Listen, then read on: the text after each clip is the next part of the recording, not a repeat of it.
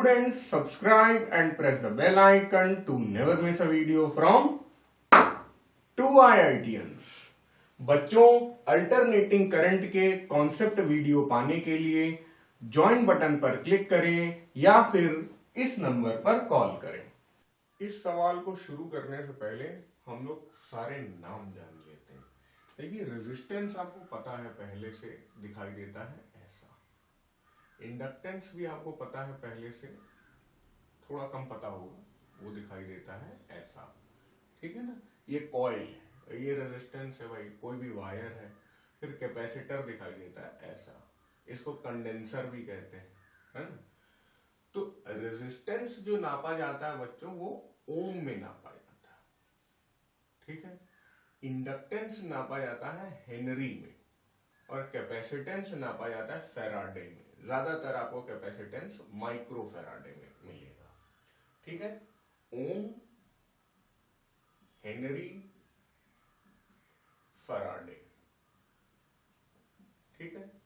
तो what is the unit of resistance? Ohm. What is the unit of inductance? Henry. And what is the unit of capacitance? Faraday.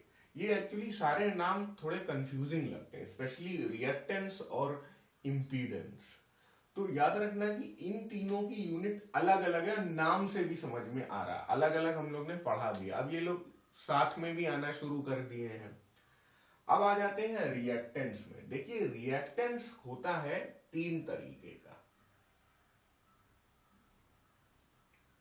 एक तो ये बहुत कम आपको देखने को मिलेगा, रेजिस्टिव रिएक्टेंस, बहुत मुश्किल होगा आपको देखने को मिलेगा।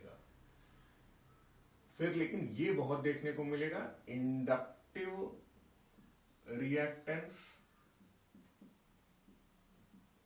फिर कैपेसिटिव रिएक्टेंस। समझे?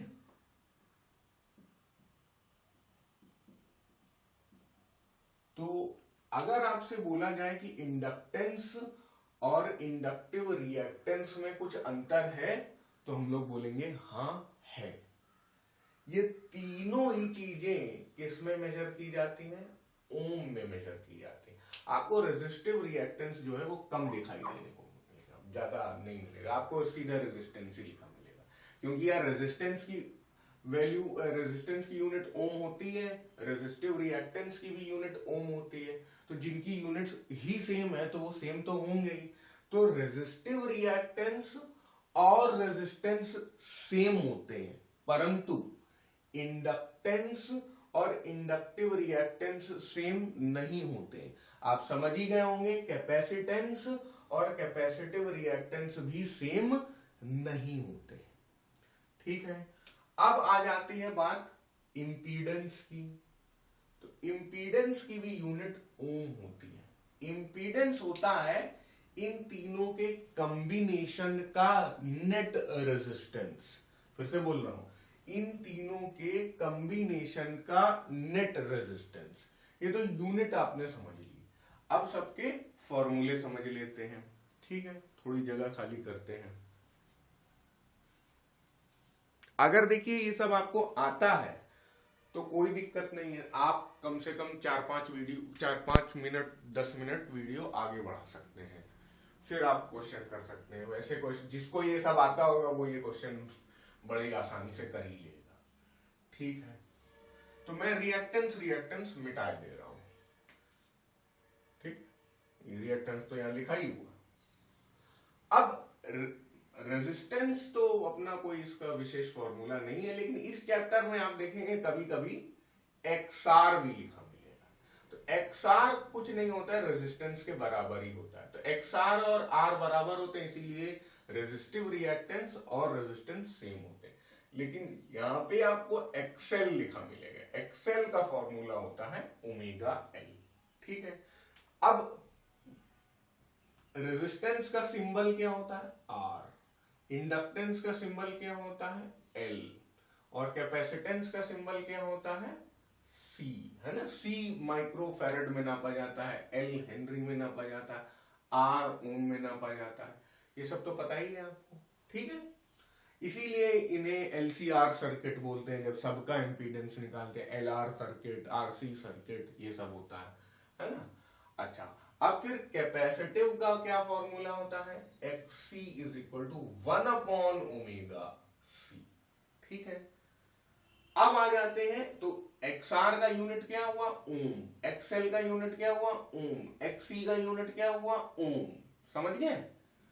अब आ जाते हैं इंपीडेंस में। तो इंपीडेंस बहुत तरीके के होते हैं वो, क्योंकि इनके कॉम्बिनेशन है, तो सारे मैं बना रहा हूं, थोड़ा टाइम लगेगा। 3 ठो तो यही वाले हैं जो यहां पे लिखे हुए हैं। अब जब हम बोलेंगे क्या? आर ओनली का इंपीडेंस क्या होगा? XC। ठीक है, तो आर ओनली का इंपीडेंस XC होगा। जो रेजिस्टेंस केवल अगर लगा हुआ है तो वो भी ओम में ही नापा जाएगा। फिर आ जाता है L ओनली, फिर आ जाता है C ओनली। समझ गए? तो इसका इंपीडेंस कितना हो जाएगा? XL हो जाएगा। इसका कितना हो जाएगा? ये XR है भाई, और ये XC है। तो ये 3 सीधे उतर के आ गए। ये तो इंपीडेंस आपको पता ही था। अब दो के कॉम्बिनेशन लेंगे।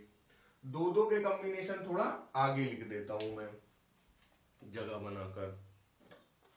ठीक है, बहुत जरूरी था यार ये डिफरेंस समझना, क्योंकि मुझे लगता था कि अगर मैं ऐसे ही बताता रहूंगा, वैसे मैं ये सारी चीजें कॉन्सेप्ट वीडियो में बताता हूं, बट अच्छा लगेगा मुझे कि अगर आप यहीं पे देख लेंगे।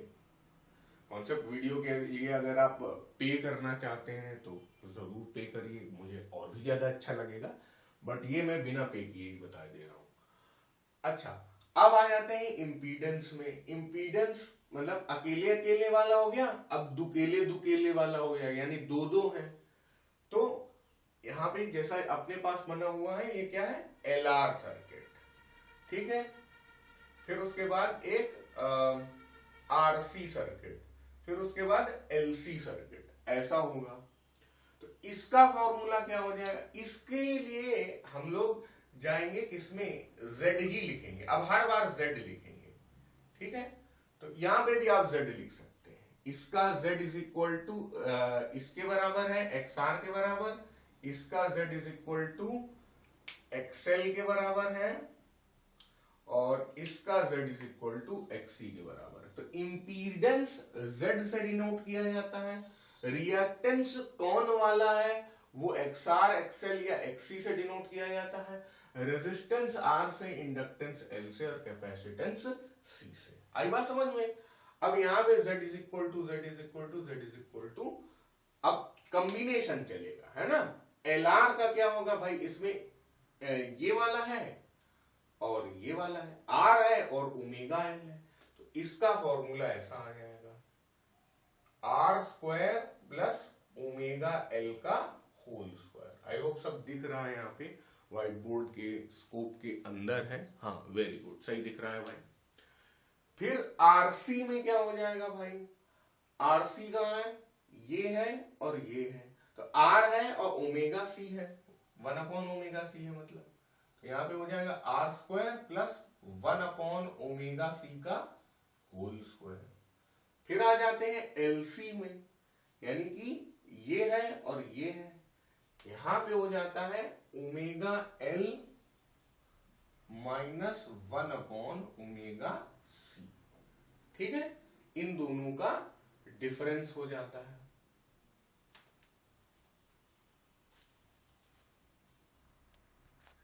अब डिफरेंस में उल्टा भी हो सकता है, जो ज्यादा होगा वही इंपीडेंस के बराबर है, क्योंकि हमें याद रखना है कि इंपीडेंस हमें मेजर किस में करना है? ओम में मेजर करना है। अब फिर से एक बार बोलूंगा, थोड़ा सा रिवीजन टाइप का, आप भूले ना, क्योंकि सब में एंस एंस एंस एंस एंस, तो ये थोड़ा टंग ट्विस्टर टाइप का हो जाता है और एक ही जैसे लगने लगती है हर चीजें। तो ये हो गया, ओम में मेजर होते हैं। ये इसमें केवल ऊपर वाला ओम में मेजर होता है, और इंडक्टेंस किस में मेजर होता है? हेनरी में मेजर होता है। कैपेसिटेंस किस में मेजर होता है? माइक्रोफैरड में ज्यादातर होता है। फैरड वैसे एसआई यूनिट है तो फैराडे होगी इसकी यूनिट। और उसके बाद आ जाता है रिएक्टेंस। ये तो रेजिस्टेंस एक तरीके से क्या होता है, रेजिस्टेंस तो रेजिस्टेंस है ही, लेकिन इंडक्टिव रिएक्टेंस का मतलब ये होता है कि इंडक्टेंस को एल को ओमेगा से मल्टीप्लाई करके फिर से ओम में कन्वर्ट कर लेते हैं। फिर उसी तरह कैपेसिटेंस में क्या होता है, सी को ओमेगा से मल्टीप्लाई करके उसका इनवर्स लेके फिर से ओम में कन्वर्ट कर लेते हैं। आई बात समझ में। फिर उसके बाद इंपीडेंस तो इन सारे ओम वालों का कॉम्बिनेशन है। अब देखो ना, आर की यूनिट क्या है, ओम में है। ओमेगा एल की यूनिट कन्वर्ट होने के बाद ओम में है, तो ओम स्क्वायर प्लस ओम स्क्वायर का अंडर रूट ले लिया तो जेड भी ओम में आ गया। तो इसलिए इसकी यूनिट ओम, इसकी यूनिट हेनरी, इसकी यूनिट माइक्रोफैरड, इसकी यूनिट ओम और इसकी यूनिट फिर से ओम ही निकल कर आएगी। अब तो समझ में आ रहा होगा, सबकी यूनिट समझ में आ गई और सबका सिंबल समझ में, R L C, X R XL XC. और इंपीडेंस 75 तरीके का होता है, 75 तरीके का नहीं होता है, 3 और 3 6 तरीके का मैंने आपको बता दिया है, एक अभी बाकी। यानी कि इंपीडेंस कितने तरीके का हो गया, 7 तरीके का। 3 तरीका क्या है, ये तो रिपीट हो गया एक तरीका, इसी चीज का नया नाम दे दिया। मतलब आप Z is equal to omega L बोल सकते हैं अगर L ओनली सर्किट है, ठीक है। आप Z इज इक्वल टू 1/ओमेगा C बोल सकते हैं अगर C ओनली सर्किट है। आप Z is equal to R बोल सकते हैं अगर रेजिस्टेंस ओनली सर्किट है। ओनली वाले समझ गए, दो वाले कॉम्बिनेशन समझ गए, थोड़ा फॉर्मूला कॉम्प्लेक्स हुआ। अब इसमें इंपीडेंस में क्या होगा कि ये LCR सर्किट आखिरी वाला इंपीडेंस होगा, वो क्या हो जाएगा LCR। जैसे ये LR था, RC था और LC था, ये क्या हो जाएगा LCR। यहां पे Z क्या हो जाएगा, Z इज इक्वल टू, बहुत ही भयंकर फॉर्मूला लगेगा आपको देखने में, बट आप लोग कर लेंगे, R square plus omega L minus 1/ओमेगा C, इसका होल स्क्वायर। काफी भयंकर लग रहा है ना फॉर्मूला, बस लेकिन यही है। मतलब अब ये सारी चीजें अगर आप याद कर लेते हैं, याद ही करनी पड़ेगी, बाद में डेरिवेशन वगैरह ये सब तो हम लोग करते ही हैं, वो करेंगे, लेकिन याद कर लेंगे तो बहुत अच्छा होगा। याद करेंगे तभी डिराइव कर पाएंगे, कि क्या डिराइव करना है ये तो याद होना चाहिए। तो आप अब सब कुछ देखने के बाद कमेंट्स में बताइए कि भाई कैसा लग रहा है, सब समझ में आ रहा है कि नहीं। अरे हाँ, इतनी चीजें होती हैं, हमें तो सबके नाम ही नहीं पता थे, अब हमें उनका डिफरेंस भी पता चल गया। तो वीडियो काफी यूजफुल होगा आपके लिए ये। अब लौटते हैं अपने सवाल पे, सब कुछ कर लिया है तो सवाल पे लौटेंगे। And alternating voltage E is equal to 240 sin 300t, ये रहा E, is applied across a series of combination, मतलब सीरीज कॉम्बिनेशन में है ये। R is equal to 10 ohm और L is equal to 0.8 henry. 10 ohm 0.8 henry, 10 ohm, ठीक है। अब सारा डिफरेंस आप समझ चुके हैं मेरे हिसाब से, अगर नहीं समझे तो एक बार फिर से पूरा सुन लीजिए। आप पूरा सुन लेंगे तो सब आपको याद हो जाएगा, ठीक है। और जब भी एग्जाम जाने वाले हो, एग्जाम के लिए जाने वाले हो, एक बार फिर से पढ़ लीजिएगा उसको, जिससे कि आप रिवाइज कर सके। Calculate the reactance of the circuit. अब देखिए इस क्वेश्चन में केवल रिएक्टेंस बोला, तो बच्चा कंफ्यूज हो सकता है। वो रेजिस्टिव रिएक्टेंस निकाल सकता है, वो इंडक्टिव रिएक्टेंस निकाल सकता है, और वो सोच सकता है कि यार केवल रिएक्टेंस बोला गया है तो दो चीजें दी गई हैं तो दोनों का निकाल देते हैं, तो जो वो निकालेगा वो इंपीडेंस होगा। तो अब चलो करते हैं। यहाँ जितनी चीजें मैं सब कुछ निकाल दे रहा हूँ, फिर आखिरी में सब समझाऊंगा कि आप एग्जाम में कैसे डिसीजन लेंगे। ठीक है, सब इसमें करना भी नहीं है, इसमें एक ही चीज करना है, बट मैं सब कर दे रहा हूँ, मैं अच्छा आदमी हूँ इसलिए। ओके, तो अब सबसे पहले तो भाई हमें ओमेगा की जरूरत पड़ती है ना। ओमेगा एल निकालना है, अगर मान लो एक्सएल निकालना है तो ओमेगा एल निकालना पड़ेगा। जेड है तो जेड के भी फॉर्मूले में ओमेगा एल घुसा हुआ है, यानी ओमेगा हमें चाहिए। ओमेगा क्या होता है? Angular frequency. तो वो सीधे यहीं से निकल आएगी। चलो मैं बता देता हूं, एंगुलर फ्रीक्वेंसी। अब यार कुछ बच्चे क्या करते हैं ना, सीधे इसी वीडियो में आ जाएंगे, तो इसलिए मुझे सब कुछ बताना पड़ता है। मैं लिखता रहता हूं हमेशा कि ओमेगा है क्या। अगर मान लो केवल यही होता है ना कि वीडियो उसमें मिल रहा है, आपको सजेशन में मिल रहा है, चलो क्लिक करके देख लेते हैं। तो जो क्लिक करके देखे वो सब कुछ समझ जाए, ये हमारा गोल है। चलिए अब ज्यादा बकवास नहीं करते हैं, काम करते हैं। E is equal to 240 sine 300t। ये सब काम हम लोग बहुत बार कर चुके हैं। अब V is equal to V0 होता है, लेकिन चलो E is equal to E0 sine omega t. Question में ही उन्होंने E लिख दिया, तो क्या कर सकते हैं। अब यहां से कंपेयर करो तो ओमेगा क्या आ गया अपना 300 रेडियन पर सेकेंड। तो ओमेगा हम लोगों ने क्या, मतलब अपने प्रताप से, अपने प्रयास से हम लोगों ने क्या कैलकुलेट कर लिया, 300 रेडियन पर सेकेंड। बट ओमेगा निकालना एक बहुत ही मामूली काम था। यहाँ पर हमें क्या निकालना है, रिएक्टेंस निकालना। तो चलो हम लोग रेजिस्टिव रिएक्टेंस निकाले। वो अलग से हमें नहीं निकालने की जरूरत है। मैंने बताया था एक्स आर और आर में कोई अंतर नहीं, तो वो तो हमें दिया ही हुआ है 10 ओम, कोई नया काम नहीं किया हम लोगों ने। ठीक है, X R is equal to 10 ohm. ये अगर रेजिस्टिव रिएक्टेंस लिखा रहता तो हम लोग ये निकाल के बैठ जाते। ये क्या है, रेजिस्टिव। इस क्वेश्चन में रेजिस्टिव रिएक्टेंस आ गया। फिर आ जाओ एक और क्वेश्चन में, एक्सएल अगर हमें निकालना है तो एक्सएल में हमें ओमेगा एल का काम पड़ेगा, है ना। ओमेगा एल का काम पड़ेगा। तो हम लोग 300 इंटू एल कितना है 0.8। तो 8 त्रिक 2400, 240 है, 240 ओम। ये हमारा आ गया क्या, इंडक्टिव रिएक्टेंस। सही है ना। फिर और मान लो पूछा जाता, मान लो इंपीडेंस निकालना है तो Z निकालते हैं। Z का fancy formula R² plus omega L का होल स्क्वायर 10² प्लस 240 स्क्वायर। ठीक है, तो Z कितना आ जाता है 240.21। ये मैं रट के आया हूँ, ठीक है भाई, मतलब करना पड़ेगा वैसे तो, ठीक।